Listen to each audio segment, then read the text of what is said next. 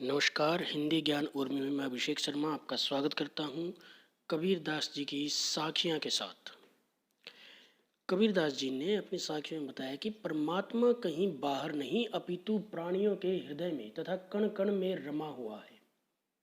उसे मंदिर, मस्जिद, देवालय आदि में नहीं ढूंढा जा सकता। उसे किसी क्रियाक्रम से भी प्राप्त नहीं किया जा सकता और न ही ईश्वर योग तथा वैराग्य धारण करने से प्राप्त होता है। अपितु यदि कोई भक्त उसे सच्चे मन से खोजने का प्रयास करे तो ईश्वर एक पल में ही मिल जाता है।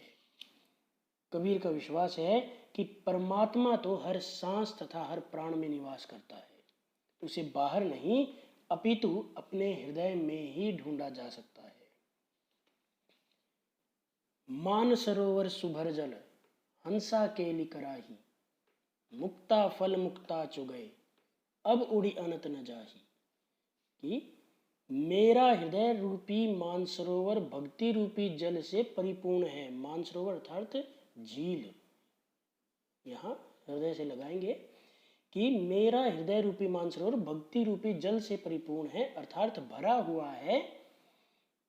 हंसा केली कराही, उसमें जीवात्मा रूपी हंस खेल रहे हैं, क्रीड़ाएं कर रहे हैं। मुक्ता फल मुक्ता चुगे अब उड़ी अनंत न जाही, वह क्रीड़ाएं करता हुआ मुक्ति रूपी मोती को चुग रहा है। वह उसमें इतना लीन है कि अब उसे छोड़कर कहीं अन्यत्र नहीं जाना चाहता। प्रेमी ढूंढत मैं फिरूं, प्रेमी मिले न कोई, प्रेमी को प्रेमी मिले, सब विष अमृत होई। कबीरदास जी कहते हैं कि मैं अपने समान कोई ईश्वर भक्त, प्रेमी अर्थात ईश्वर भक्त ढूंढ रहा हूं। प्रेमी मिले न कोई, किंतु मुझे कोई सच्चा प्रेमी, सच्चा भक्त नहीं मिल रहा। प्रेमी को प्रेमी मिले, यदि एक भक्त को कोई उसी के समान दूसरा भक्त मिल जाए, सब विष अमृत होए, तो सब और अमृत की धारा बहने लगती है। मोह माया रूपी विष समाप्त हो जाते हैं, वो भी विषय वासना भी बदलकर भक्ति में परिवर्तित हो जाते हैं। हस्ती चढ़िए ज्ञान को सहज दुली चाडारी।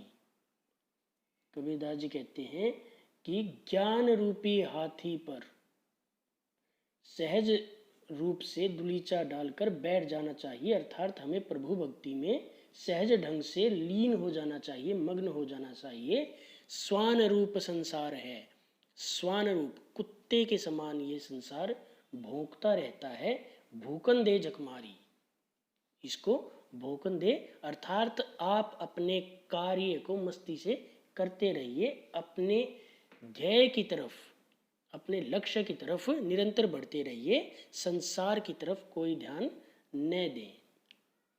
पखा पखी के कारण है, पखा पखी पक्ष विपक्ष, पखा पखी के कारण है सब जग रहा भुलान। कि पक्ष विपक्ष के कारण, ये तेरा ये मेरा, ये हिंदू ये मुस्लिम, ये राम ये रहीम, ये काबा ये कैलाश, इन सब के कारण, इस पक्ष विपक्ष के कारण सब जग रहा भुलान, ये सारा जग वास्तव में उस शक्ति को भुला रहा है, उस ईश्वर को भुला रहा है।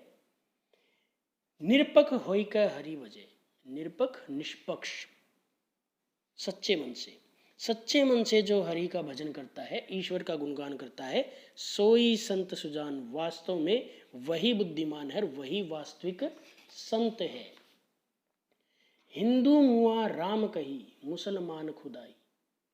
कि हिंदू राम राम कहकर अपने धर्म की व्याख्या करता है, अपने श्रेष्ठ संप्रदाय को बताता है कि वहाँ सिर्फ राम ही है। मुसलमान खुदाई, और मुसलमान खुदा खुदा करके मरा जा रहा है। कह कबीर सो जीवता, कबीरदास जी कहते हैं कि वही व्यक्ति वास्तव में जीवित है, उसी व्यक्ति में भाव है जो दूहों के निकट न जाई, जो इन दोनों के विवाद में न पड़कर केवल एक ब्रह्म को मानता है, एक ब्रह्म की पूजा करता है, एक शक्ति की पूजा करता है।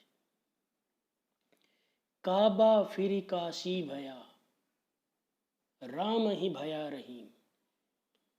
कि काबा भी काशी बन जाता है। काबा मुसलमानों का तीर्थ स्थल, काशी हिंदुओं का तीर्थ स्थान।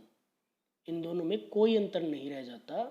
दोनों के आराध्य राम और रहीम भी एक हो जाते हैं।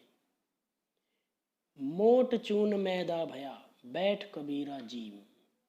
और जब ये विरोधी भावनाएं समाप्त हो जाती हैं तो पहले मोटे आटे के समान भद्दे लगने वाला आटा भी फिर मैदा जिस प्रकार हो जाता है, उसी प्रकार भेदभाव की ये धारा मिटने के बाद भाव भक्ति के मैदा के समान कोमल और सुंदर हो जाते हैं। उसमें आनंद से उपभोग करता है कबीरदास जी। कबीरदास जी कहते हैं कि जो भक्त होता है वो भेदभाव रूपी सीमाओं को मिटाकर भक्ति का आनंद मात्र लिया करता है। ऊंचे कुल का जन्मिया, ऊंचे कुल का जन्मने वाला, ऊंचे कुल में जन्म लेने वाला। जय करनी ऊंच ना होए, यदि उसके कार्य ऊंचे न हो, उसके कार्य अच्छे न हो। सुबरन कलश सुरा भरा, तो वह बिल्कुल उसी प्रकार है जैसे सोने के कलश में सुरा शराब भरी हो। साधु निंदा सोई, और साधु लोग, संत लोग, सज्जन लोग, समाज के भले लोग उसकी निंदा ही करते हैं, उसे बुरा ही बताते हैं।